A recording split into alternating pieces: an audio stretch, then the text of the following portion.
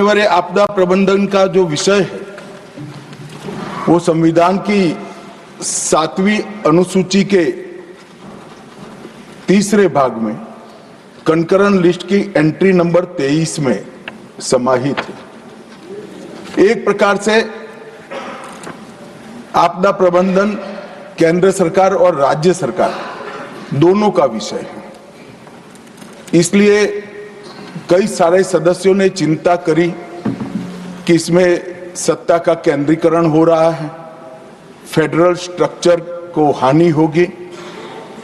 मैं आपके माध्यम से पूरे सदन को और सदन के माध्यम से पूरे देश को, सभी राज्य सरकारों को आश्वस्त करना चाहता हूं कि एक ऐसी लड़ाई है जिसमें ना केवल केंद्र सरकार, ना केवल राज्य सरकार, पंचायत और हरेक नागरिक को जोड़ने की हमारी मंशा है। इसमें सत्ता के केंद्रीकरण का कोई विषय ही उपस्थित नहीं होता है। ये पूरा विधेयक अगर कोई ध्यान से पढ़ेगा तो हमारी आपदा प्रबंधन के लिए जो लड़ाई है, आपदा के खिलाफ लड़ाई है, वो लड़ाई को एक प्रकार से रिएक्टिव अप्रोच से आगे बढ़ाकर न केवल प्रोएक्टिव अप्रोच, इनोवेटिव अप्रोच और पार्टिसिपेशन करने वाले अप्रोच तक पहुंचाने का ये बिल में प्रयास है। मान्यवर, आपदा जोखिम निर्णीकरण के लिए देश के सम्माननीय प्रधानमंत्री जी ने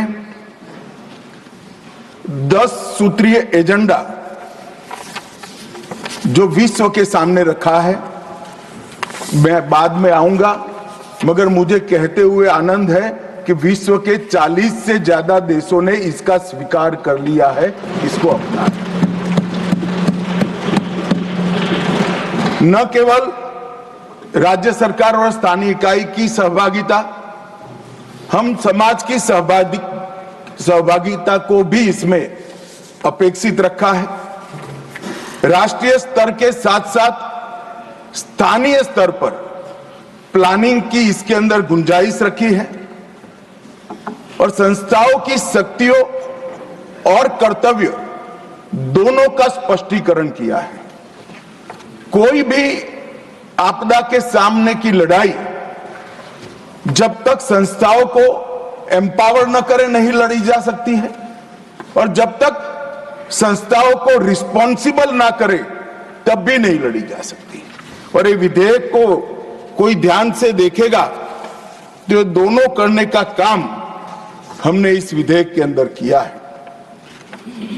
मान्यवर, हम सब जानते हैं कि आपदा का सीधा रिश्ता जलवायु परिवर्तन के साथ, तो आपदा न आए ऐसी व्यवस्था करने का सबसे अच्छा तरीका तो यह है कि जलवायु परिवर्तन को हम संभाल कर रखें, ग्लोबल वार्मिंग की चिंता करें। और ये आज भारत में जो बात माननीय नरेंद्र भाई कर रहे हैं वो आज की नहीं है। हजारों वर्षों से भारत इस दिशा में आगे बढ़ रहा है। यज्ञों से प्रकृति को अक्षुण्ण रखने की बात हो, या यजुर्वेद के अंदर वर्णित शांति पाठ, जिसमें शांति की जो कामना की है वो सिर्फ मानव तक नहीं रखी। पृथ्वी, जल, जड़ी बूटी, वनस्पति, पेड़ पौधे, पशु और वहां तक कि अंतरिक्ष तक की शांति की हम प्रार्थना करते हैं, क्योंकि जलवायु का संरक्षण।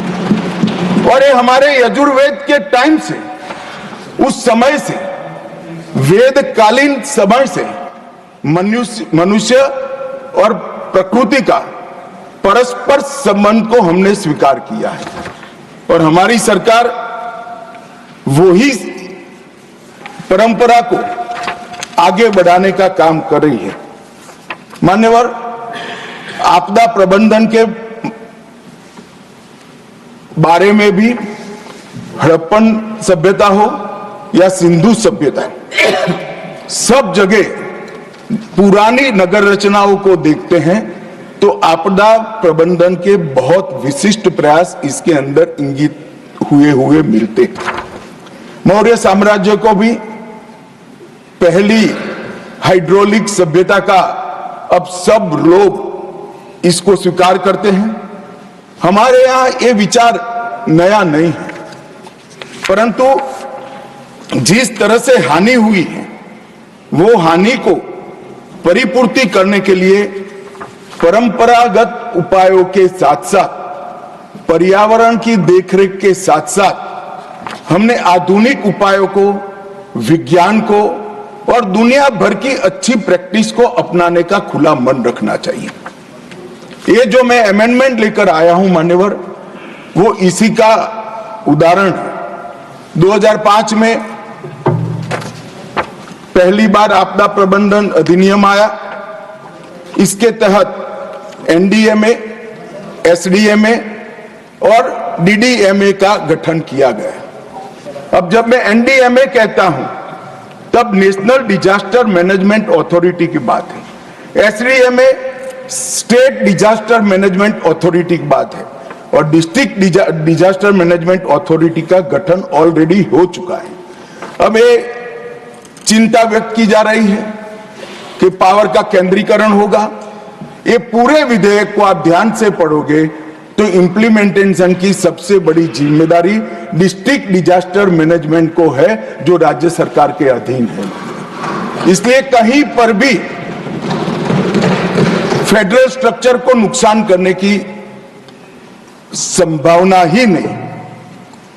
इसके आर्थिक सहायता के लिए national disaster response fund, national disaster mitigation fund और राज्य और जिला स्तर कोई फंड की रचना भी की है।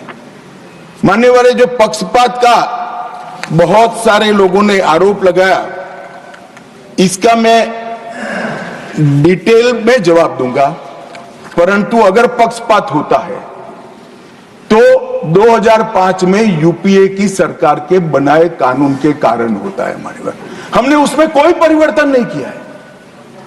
और मैं फिर से एक बार सारे सदस्यों को कहता हूं कि वित्त आयोग ने एक वैज्ञानिक व्यवस्था की है आपदा सहाय के लिए। इससे एक काणी पाई भी कम एक भी राज्य को नरेंद्र मोदी सरकार ने नहीं दिया, बल्कि हमने ज्यादा दिया है। कुछ सदस्यों ने सवाल उठाया मान्यवर कि क्यों अमेंडमेंट की क्या जरूरत है। मैं उनको बताना चाहता हूं कि समय के साथ जो इमारत की मरम्मत न हो तो इमारत ढह जाती है। नए नए एक्सपेरिमेंट अनुभव होते हैं, नए नए प्रकार की आपदाओं का अनुभव होता है। कुछ छूट गया है, कुछ दुनिया की बेस्ट प्रैक्टिसेस है, और ये सारे चीजों को समाहित कर हम कानून में बदलाव करें तो इसमें क्या आपत्ति है। कानून अगर बदलता नहीं है तो काल बाह्य हो जाता है। और मान्यवर, उनको ये होगा कि शायद हम आएंगे तो बदलेंगे। भाई बहुत देर है, 15-20 साल तक किसी का नंबर नहीं लगने वाला। आप जरा भी चिंता मत करिए, जो कुछ करना है हमें ही करना है लंबे समय। मान्यवर, कोविड-19 जैसी वैश्विक आपदा, बढ़ता हुआ शहरीकरण, अनियमित होती बारिश की आपदाएं और जलवायु परिवर्तन के कारण आपदाओं का साइज और स्केल दोनों बदला है। अब अगर साइज और स्केल बदला है तो इसके निपटने के तरीके भी हमने बदलने पड़ेंगे, इसको निपटने की व्यवस्थाएं भी बदलनी पड़ेगी और इसको निपटने के लिए संस्था को हमने जवाबदेह भी बनाना पड़ेगा और शक्तियां भी देनी पड़ेगी। केवल इतने उद्देश्य मात्र से ही इसके प्रभावशाली और समग्र समाधान के लिए ही ये बिल लेकर मैं आज सदन के सामने मान्यवर उपस्थित हुआ हूं। मान्यवर, स्टेक होल्डर्स को हमने पहले से ही अप्रोच किया है। केंद्र सरकार के सभी मंत्रालय, सभी राज्य सरकार और यूटी, अंतर्राष्ट्रीय संगठनों के भी सुझाव लिए हैं और राष्ट्रीय और अंतर्राष्ट्रीय गैर सरकारी संगठनों के भी सुझाव लिए हैं। और मैं यहां ये बताना चाहता हूं, हमें मिले हुए सुझावों में से 89% सुझावों को एक्सेप्ट कर एक समग्रता से ये बिल बना। मान्यवर, यहां राज्य सरकार का अपनी पार्टी का प्रतिनिधित्व करना कोई नई बात नहीं है, बुरी बात भी नहीं है, करना ही चाहिए। मगर कम से कम विरोध करते वक्त कहीं ये मेरी राज्य सरकार का सजेशन है या नहीं है, इतना तो देख लेते। आपने ढेर सारे ऐसे सजेशनों का विरोध किया है जो उनकी ही राज्य सरकार ने की है। अब मैं एक एक कर सदस्यों को बुरा लगे इस तरह की कटु बात इस प्रकार के विषय में करना नहीं चाहता, मगर मेरा आग्रह है कि कम से कम सिर्फ बिल पढ़े बगैर मेरी पार्टी का स्टैंड क्या है, मेरी पार्टी की पॉलिसी क्या है, मेरी पार्टी की चुनी हुई सरकार की पॉलिसी क्या है, इसने क्या सजेशन किए हैं, इसको जरा देख ले तो एम्बेरसमेंट न हो। मान्यवर, मैं संशोधन के विषय में जाने से पहले संशोधन के मूल कारणों की ओर जाना चाहता हूं। हम इस विधेयक के माध्यम से रिएक्टिव रिस्पॉन्स से प्रोएक्टिव रिस्क रिडक्शन की ओर जाना चाहते हैं। मान्यवर, मैन्युअल मॉनिटरिंग की जगह से एआई आधारित रियल टाइम मॉनिटरिंग की ओर जाना चाहते हैं। मान्यवर, और रेडियो पर चेतावनी की जगह सोशल मीडिया एप्स और मोबाइल की चेतावनी की ओर जाना चाहते हैं। गवर्नमेंट लेड रिस्पॉन्स की जगह मल्टी डायमेंशनल रिस्पॉन्स, जिसमें सोसाइटी भी शामिल है, नागरिक भी शामिल है, उसकी ओर जाना चाहते हैं।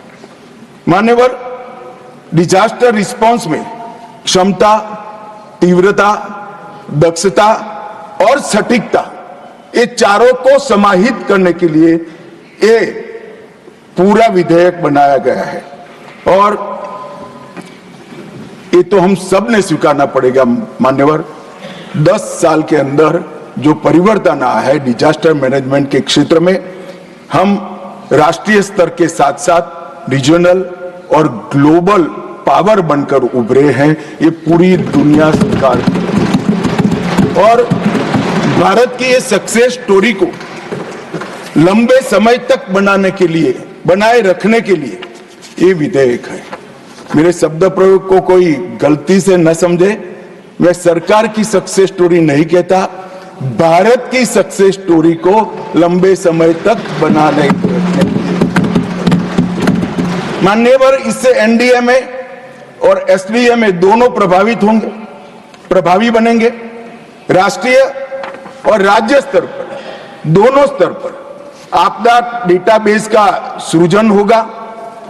शहरी आपदा प्रबंधन प्राधिकरण के सृजन की कल्पना इसमें की है, जो पूर्णतः राज्य सरकारों के अधीन होगा।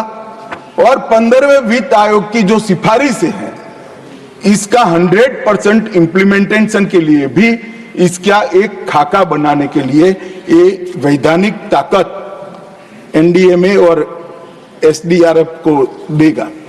मान्यवर, इसके अंदर ट्रांसपेरेंसी, केवल इंफॉर्मेशन साझा करना ट्रांसपेरेंसी नहीं है, ट्रस्ट, क्रेडिबिलिटी और अकाउंटेबिलिटी, तीनों इसके अंदर, ये तीनों तत्व इसके अंदर डाले गए हैं। रिस्पॉन्सिबिलिटी केवल कार्यभार सौंपना नहीं है, well defined roles, full stop comma में भी कंफ्यूजन न हो, ऐसे वेल डिफाइंड रोल्स हमने किया है। और साथ में नैतिक जिम्मेदारियों को भी डालना मान्यवर हमने काम किया है। एफिशिएंसी का मतलब पुराने विधेयक में केवल गतिशीलता था, हमने संसाधनों का सर्वोत्तम उपयोग, इसके लिए भी रिस्पॉन्सिबिलिटी फिक्स की। और सिनर्जी का मतलब केवल टीम वर्क नहीं है, हमारी तैयारी, सुप्रबंधन समन्वय तीनों कर सिनर्जी के साथ ये आपदा के खिलाफ लड़ने का इसके अंदर एक प्रयास किया गया है।